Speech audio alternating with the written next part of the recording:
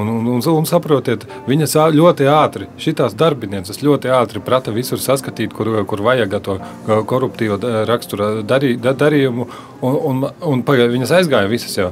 Vai, ko tad negribēja ar mani vēl sadzert? Varbūt jums tad uz ceļa kāja kaut ko arī ieliet vēl? Vēl to varētu. Parastu degvīnu kaut ko ar stiprākiem ar soliņu kaut kādu? Es pagaidiet. Kungas, te nedrīkst būt nekāda soliņa, jo man vajag caurspīdīgi, caurskatām, lai es varu izsekot šiem procesiem līdzi, lai es nebūtu saskatāms nekāds koruptīva rakstura nodarījums. Tā man tīruši neabi, te nav iespēja. Labi, jā, kungs, kādu absolūti, jā. Kristāls izravu, vai arī absolūti. Absolūti, jā, labi. Tas būs lec 80. Lūdzu, 2. Paldies. Tā. Atlikumu nevajag man. Paldies tad.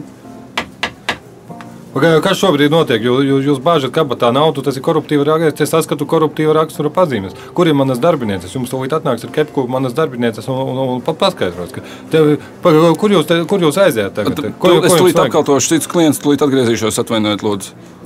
Manā kaut ko tā meitenēm visām pie tā galdiņa, kādu kokteili. Ko tieši kaut ko tādu saldāku, skābāku? Kaut ko stiprāku. Tad varbūt Malibu 100 ar ananās sulu?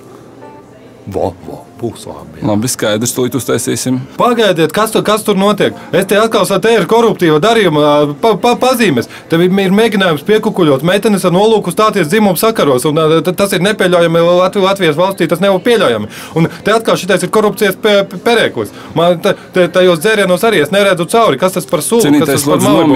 Es nevaru to saprast. Te būs, es zinu, ka viņi grib panākt stāšanos dzimumu sakaros, kas ir krimināla likumā ir atrunāts, ka te ir līdzīgi kukuļošanas gadījums. Tas ir standarta nekorupcija. Te viss ir normāli.